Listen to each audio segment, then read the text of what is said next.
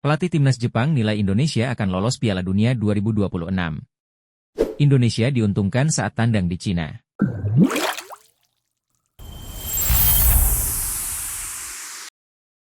Pelatih timnas Jepang, Hajime Moriyasu, memuji permainan timnas Indonesia yang akan bertemu di putaran ketiga kualifikasi Piala Dunia 2026 zona Asia.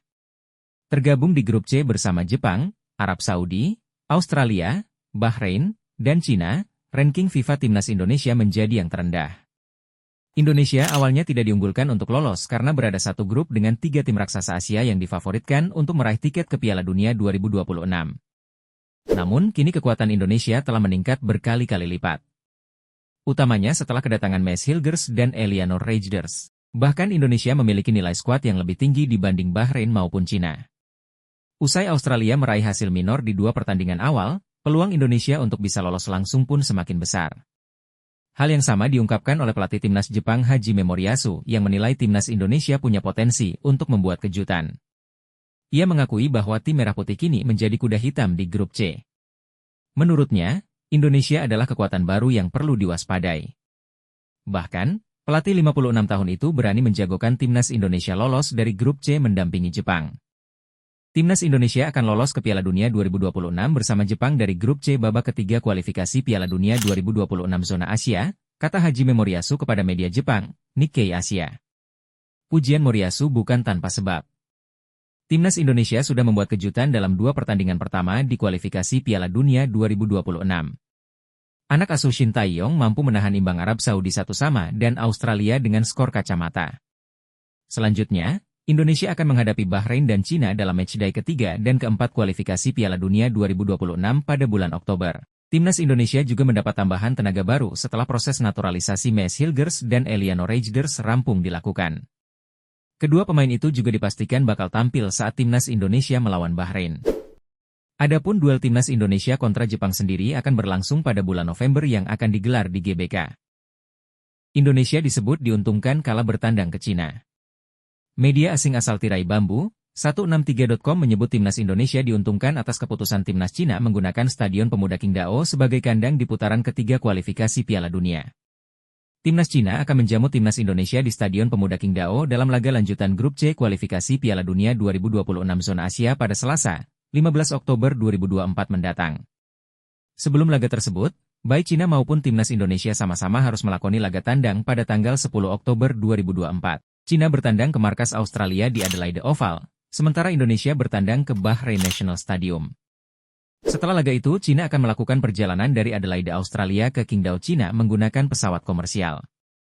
Perjalanan timnas Cina menggunakan pesawat komersial ini diprediksi bakal menghabiskan waktu 18 jam untuk tiba di Qingdao. Diperkirakan Cina tiba di Qingdao pada 11 Oktober 2024 tengah malam atau pahitnya di tanggal 12 Oktober 2024 dini hari. Situasi ini berbanding terbalik dengan timnas Indonesia. Timnas Indonesia yang difasilitasi pesawat sewaan diperkirakan bakal tiba lebih dulu di Qingdao selama tidak terjadi hambatan.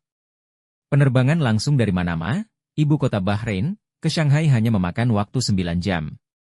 Tim Indonesia berangkat lebih awal dari kami dan waktu perjalanan lebih singkat dari kami, kata media tersebut. Media Vietnam heboh lihat timnas Indonesia saat ini. Salah satu media Vietnam, Soha VN sampai kaget dengan peningkatan drastis market value skuad timnas Indonesia saat ini. Dalam artikelnya, Soha VN menyebut harga timnas Indonesia saat ini lebih besar 3 kali lipat dari Vietnam. Selain itu, market value skuad timnas Indonesia juga berhasil melampaui mantan juara Piala Asia. Wakil Asia Tenggara itu melampaui juara Piala Asia Qatar dan menjadi tim termahal ke-8 di Asia, tulis laman tersebut. Menurut data dari Transfermarkt, diketahui bahwa total market value skuad timnas Indonesia setelah kehadiran Mads Hilgers dan Eleanor Reijers adalah 420 miliar rupiah. Sedangkan market value Qatar saat ini hanya 353 miliar rupiah, alias lebih murah 73 miliar rupiah ketimbang skuad Garuda. Heboh Kevin Dix mau ke Jakarta. Kevin Dix, bek asal Belanda, heboh dikabarkan mau ke Jakarta. Rumor mencuat di media sosial, menyebut Kevin Dix mau ke Jakarta. Sebuah tangkapan layar dibagikan salah satu pegiat media sosial, memperlihatkan pemain berusia 28 tahun itu ingin datang ke Indonesia. Meski tidak jelas maksud dan tujuan Kevin Dix ke Jakarta, spekulasi mulai bermunculan. Bek FC Copenhagen itu mulai dikaitkan bakal menjadi calon naturalisasi baru timnas Indonesia.